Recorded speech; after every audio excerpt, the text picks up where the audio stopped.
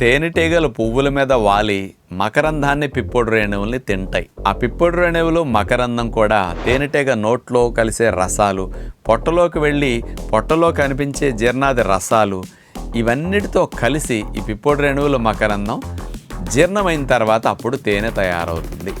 అంటే మనం త్రాగి అంత రుచికరమైన తేనెటీగ పొట్టలో తయారవుతుంది తప్ప పువ్వుల్లోది కాదు. తేనెటీగ పొట్టకున్న గొప్ప ఫెసిలిటీ అదనమాట. అంత రుచికరమైన అమృతాహారాన్ని తేనెటీగ తయారు చేస్తుంది అనమాట.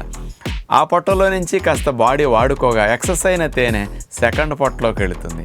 ఆ సెకండ్ పొట్టలోకి వచ్చిన తేనెను తేనెటీగ కక్కి వెనక్కి తీసుకొచ్చి మైనపు గదుల్లో పెట్టి అలా దాచేస్తుంది అనమాట.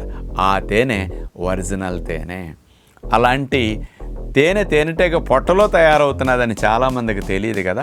తేనెటీగ పొట్టకున్న గొప్ప ఫెసిలిటీ అనమాట, ఏ జీవికి లేదు. అదే మనం కక్కితే వెనక్కి కంపు, తేనెటీగ కక్కితే చూడండి అమృతం బయటకు వస్తున్నది పొట్ట నుంచి.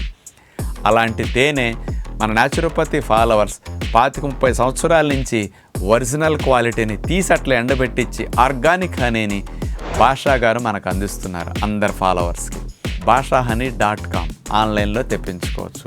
నెంబర్ కావాలంటే 8142762222 ఈ నెంబర్కి సంప్రదిస్తే వాళ్ళ మంచి తేనెని, ఆర్గానిక్ హనీ, ఒరిజినల్ నాటు హనీని మీకు చక్కగా ఇస్తారు.